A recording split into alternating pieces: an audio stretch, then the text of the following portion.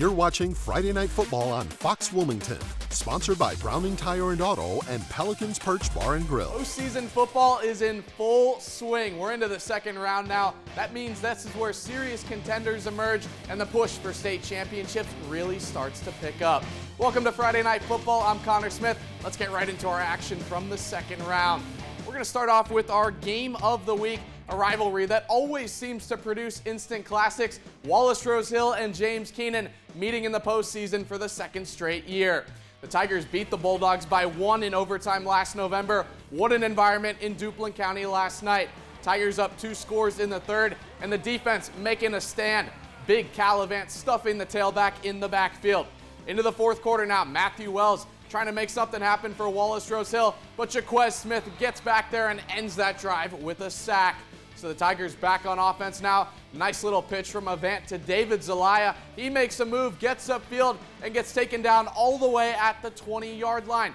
A few plays back Keenan up, but Christopher Hill going to take the toss right here from his quarterback. The QB becoming a blocker, and Hill gets through, and he is loose for the touchdown. Tigers beat the Bulldogs by only a touchdown just 2 weeks ago. This one a little bit easier. 26-7 the final score. Coach Tim Grady happy to be moving on.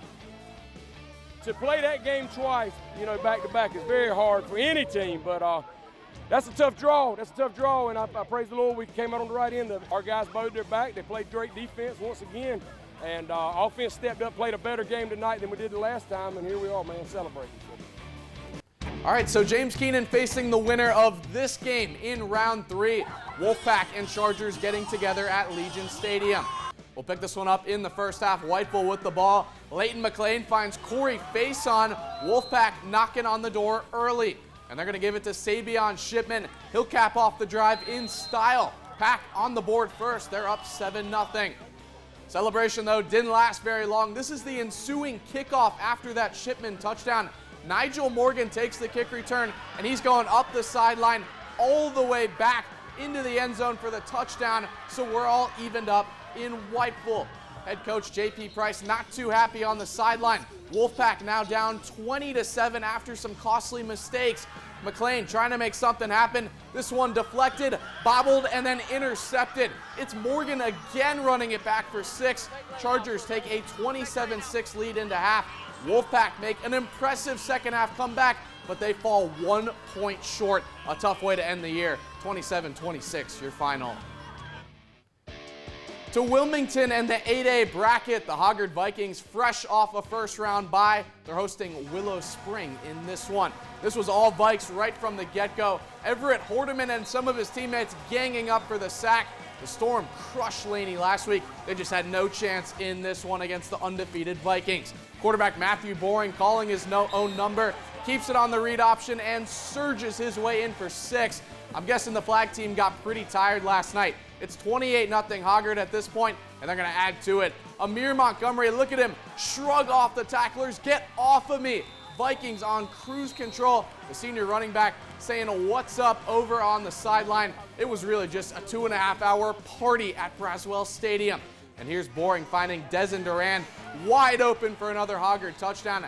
They almost put up a 50-burger in the first half. They win it 48-0. Back at home again next Friday night. In the 7A bracket, New Hanover big underdogs at 3-seed Clayton tonight. Wildcats looking for the big road upset. Noah Smith going to take the handoff for the comments, hits the break, goes back the other way, makes some nice moves. He's finally brought down after a 23-yard run. Wildcats defense, though, able to hold them to just a field goal. So head coach Sean Fuller fired up about that on the sideline. But this is really where things start to turn around. Clayton's facing a 3rd and 23 deep in their own territory, but it's Aiden Smalls coming up big. He finds Austin Dalton for a 35-yard first down gain, and on the next play, Smith goes right up the gut for 18 more yards.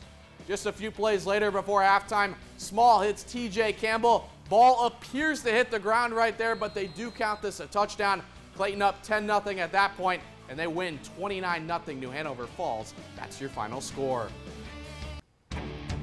Another Wilmington school hunting the road upset. Ashley coming off a huge win at Cary last week, looking for some more November magic against Hillside.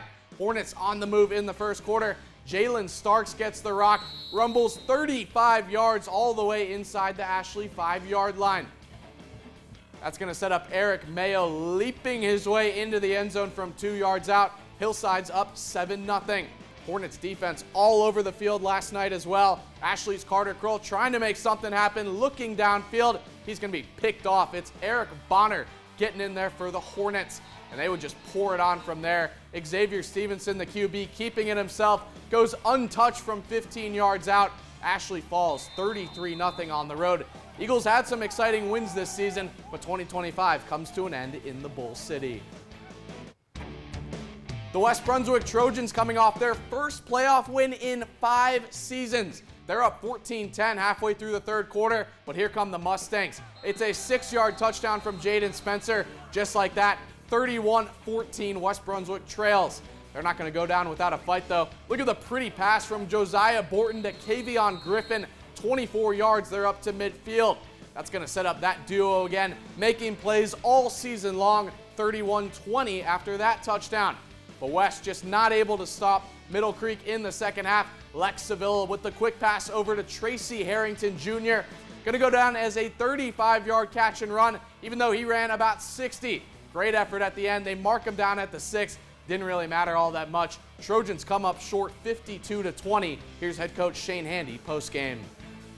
I thought our kids fought, man. We play Iron Man football and fight our tails off, and just got to keep working. But I feel like we built a foundation and got it turned around and going in the right direction for sure. This has been a whole lot of fun so far, and we are just getting going. Some of our top seeds in action after the break. We've got more highlights, scores, and top plays coming your way next. You're watching Friday Night Football,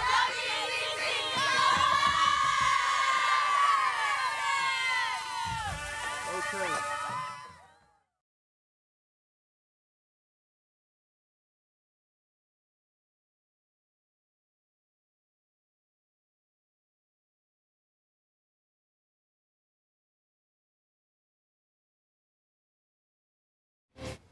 All right, this has been a whole lot of fun so far, and we are just getting going. Some of our top seeds in action after the break. We've got more highlights and scores coming your way next. All right, welcome back to Friday Night Football. We're taking you to Burgaw. Pender Patriots opening up their postseason last night after a first-round bye. First quarter, Zyquan Murphy slips out of the backfield, and he's going to rumble all the way down to the 2-yard line. They would punch it in with an easy score after that run, 6-0 Pender. Later in the first quarter, Austin Deal rolls out, wide open Lamb downfield. The Willie Mays-esque catch, that's a 60-yard gain on that play. They would punch it in again right after that. Pats up 14-zip. Starting to really pull away late in the second quarter now. Murphy takes the option pitch in from 30 yards out. His 4th touchdown of the first half, 32-0 Pats. Hertford just trying to get on the board before halftime. Messiah Darton has other plans, though. The interception puts his foot in the ground and takes it back the other way. A 75-yard pick six. Pats just dominant at home, 60-0. They'll face either Northeastern or South Columbus next. We'll tell you who won that one in just a moment. All right, over to the 2A side. East Bladen notching their best regular season since 2018. Eagles hoping to soar through the playoffs. They got to get by Union first. Eagles already up 1 score at this point. Union going to hand it off, but we've got a fumble. Ball squirms around, eventually recovered by Jaden Lewis. So the very next play, Keyshawn Kemp taking advantage. He's going to throw it to his guy Lewis for the score. Sophomore making plays on both sides of the ball. East Bladen's up 16-0. And they're going to keep adding to that lead. A nice ball fake by Kemp. Eventually hands it off to Julius Battle, the senior running back, battling his way through the defense all the way inside the 5-yard line. Eagles flying past Union last night, 50-0. They're at home again in round 3. They'll take on Manteo. In the 4A bracket, 3-seed East Duplin hosting North Johnston. The home Panthers are up early in the first quarter. Visiting Panthers looking to tie it up. Caleb Pone lanes one out. Dwayne Davis picks it off. East Duplin in business. They got the ball at their own 5-yard line. A long field ahead of them. No problem for running back Sean Davis. He takes the pitch, hits the edge, and he is going, and gone. All the way for a 95-yard touchdown run. East Duplin trying to pull away at home. Right before half, they're trying to add to that lead. A fake pitch, then the handoff goes to Keyshawn McKinney, who hits the hole. He is untouched in for another touchdown. Panthers win no problem, 48-20. They're back at home again next Friday. They'll take on Southwest Edgecombe. Some other final scores to catch you up on from the second round. South Columbus loses 56-21 against Northeastern. Stallion season is over. Dixon also losing on the road last night. Final score there, 49-22. And how about East Columbus winning their first playoff game in 3 years, 32-21. Congrats to the Gators. They'll head to top seed Robbinsville next Friday night. All right, we're all out of time. Thanks so much for joining us this morning. Hard to believe next Friday, already the third round of the postseason. We're only a few weeks away from championship weekend. Can't wait to see you again next Saturday. Have a great weekend.